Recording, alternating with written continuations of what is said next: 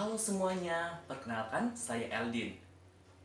Selamat datang di video saya dan teman-teman saya. Di sini, kami selaku kelompok 3 dari kelas B akan menjelaskan dan mempresentasikan mengenai praktikum operasional amplifier dengan jenis integrator. Namun, di sini saya tidak sendiri. Ada banyak teman-teman saya. Ada Faisal Ali, Sukma, Amira, Taufikur Rahman, Alivia, Dinarika, Ferdiansyah, Kotrunada, Trinasari, dan Yudhistira. Itulah teman-teman saya yang akan menemani saya menjelaskan mengenai operasional amplifier dengan jenis integrator. Jenis ini banyak sekali digunakan dalam kehidupan sehari-hari, terutama dalam rangkaian listrik yang sudah kita temui sehari-hari seperti itu. Baiklah, tidak lama lagi malah kita menjelaskannya. Dalam kehidupan sehari-hari, banyak alat elektronika yang sering digunakan, misalnya televisi, handphone, setrika, air conditioner, dan alat elektronika lainnya. Pastinya, dalam alat elektronika tersebut tersusun atas berbagai macam rangkaian listrik, begitu juga dengan komponen-komponennya. Termasuk juga komponen operasional amplifier atau biasanya disingkat dengan op-amp. Karena fungsinya yang begitu penting dalam kehidupan, maka perlu untuk dipelajari mengenai op-amp. Sehingga praktikum yang berjudul operasional amplifier dengan integrator perlu untuk dilakukan. Tujuan dari praktikum ini adalah untuk memahami prinsip kerja op-amp dan mengetahui op-amp integrator. Penguat operasional atau operational amplifier atau sering kita sebut dengan op-amp merupakan sebuah komponen elektronika yang tersusun dari resistor, dioda, dan transistor. Penguat operasional adalah salah satu penguat diferensial yang mempunyai penguatan tegangan sangat tinggi dengan impedansi masukan yang tinggi dan impedansi keluarnya rendah. Penyusunan dari op-amp tersebut disusun dalam sebuah rangkaian yang terintegrasi atau sering kita sebut dengan IC. Penguat operasional ini berfungsi untuk memperkuat sinyal arus arah DC maupun arus bolak-balik AC. Pada rangkaian op-amp terdapat dua buah input, yaitu input inverting dan non-inverting. Terdapat pula dua sumber masukan sebagai sumber daya dari op-amp, yaitu tegangan positif dan tegangan negatif.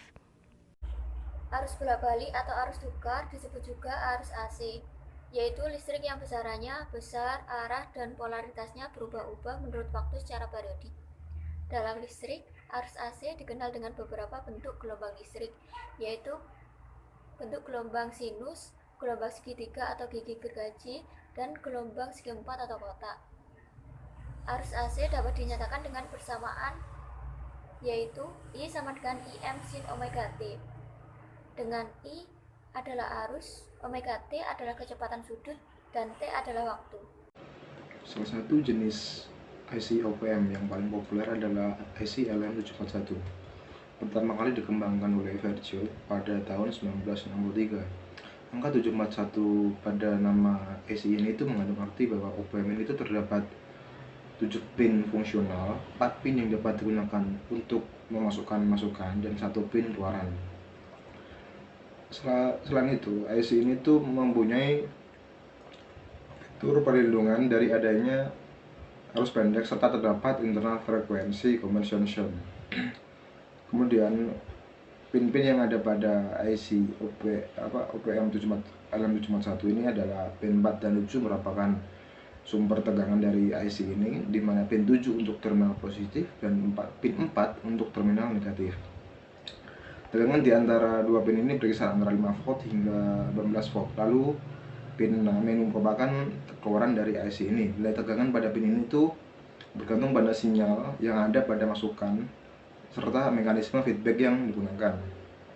Kemudian terdapat pin 1 dan pin 5 yang merupakan offset 0, yang sebelum itu dikarenakan adanya penguatan yang tinggi yang diberikan oleh LM741, perbedaan tegangan yang kecil pada pasukan inverting dan inverting yang disebabkan oleh cat pabrik maupun gangguan dari luar itu dapat mempengaruhi nilai keluaran.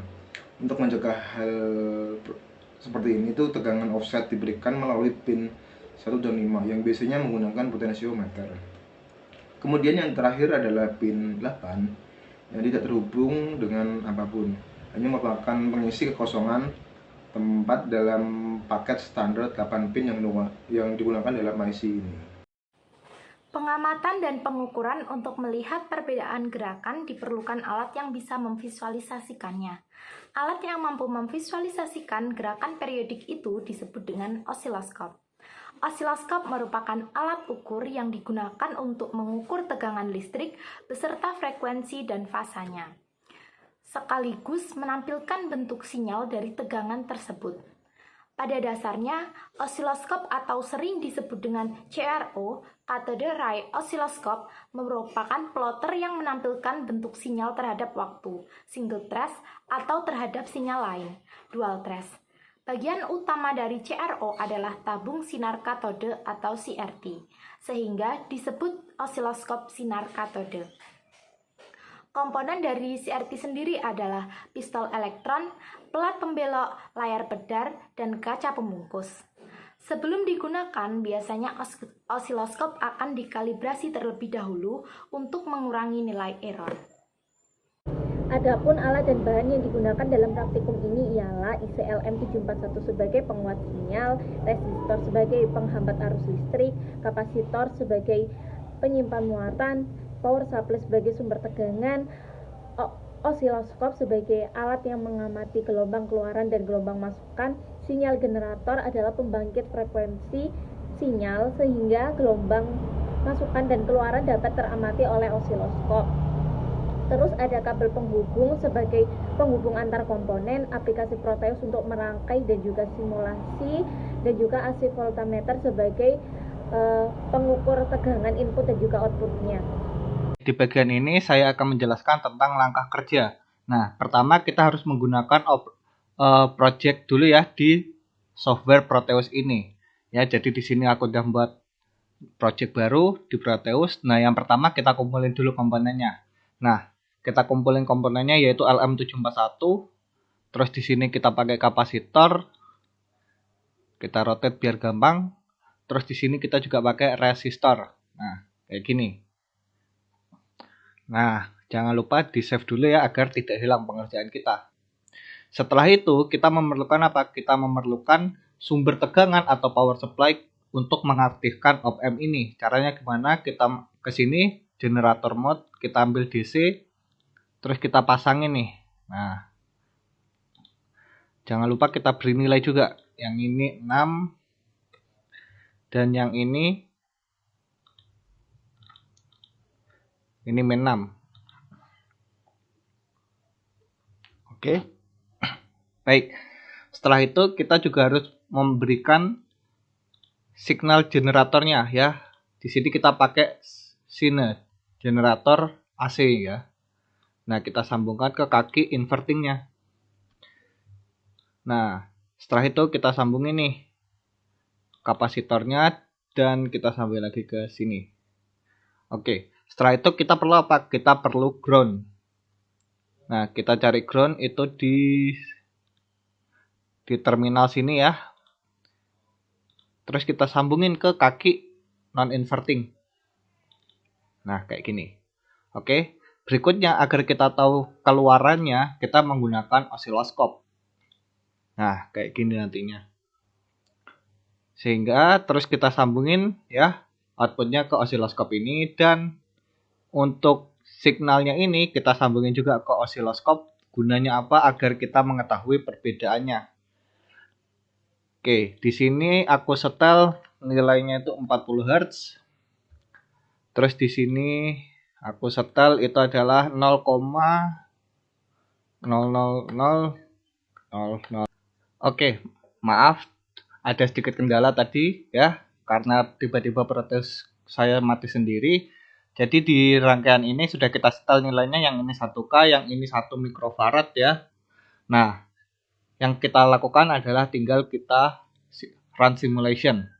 Nah, dapat kalian lihat di sini bahwa hasil grafiknya itu mengalami penguatan, dan hal ini juga dibuktikan dengan voltmeter yang sudah kita pasang.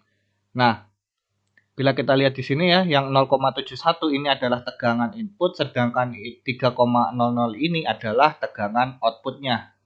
Nah, jadi ada penguatan atau gain nantinya. hal itu akan dibahas nanti. Jadi yang akan kita lakukan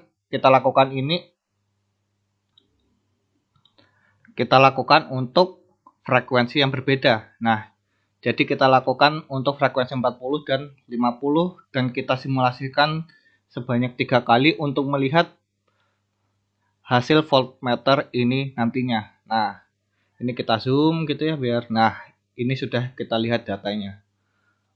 Jadi seperti ini nanti hasil yang akan kita dapatkan. Baik, sekian dari saya. Dan bagian berikutnya akan dilanjutkan oleh teman saya. Nah, dari percobaan yang telah dilakukan tadi, itu didapatkan hasil data berupa grafik osiloskop dan juga nilai Vout. Untuk grafik osiloskop dengan frekuensi 40 Hz itu didapatkan seperti ini. Dan untuk yang 50 Hz, grafik osiloskopnya didapatkan seperti ini.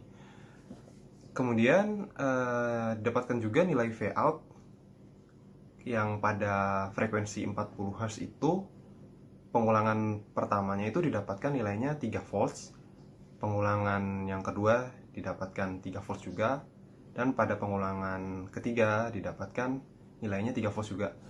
Nah, kemudian untuk Vout, nilai Vout pada frekuensi yang 50 Hz itu pada pengulangan pertamanya didapatkan nilainya sebesar 2,93 volts, pengulangan kedua sebesar 2,92 volts, dan pada pengulangan ketiganya didapatkan sebesar 2,93 volts.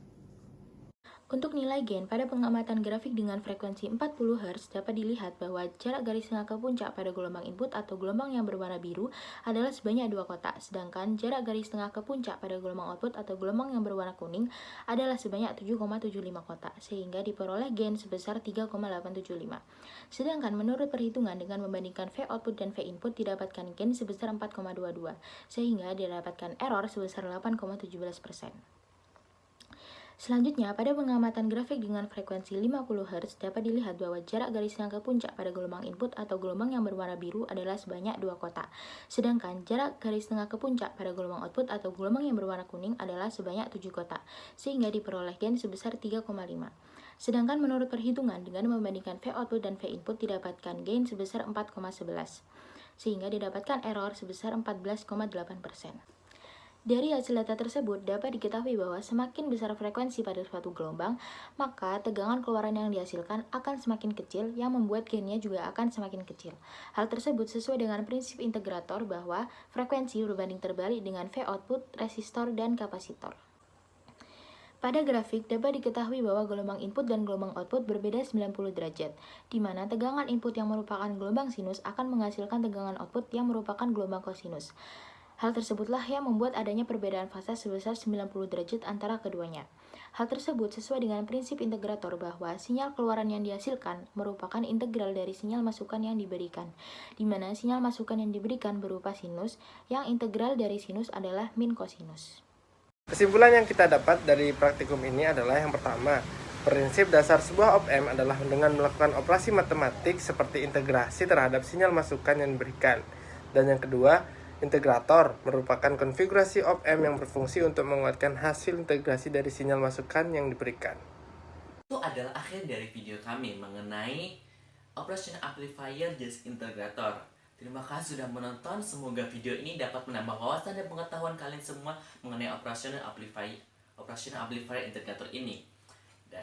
Dan itulah akhir kata, terima kasih sudah menonton, sampai jumpa.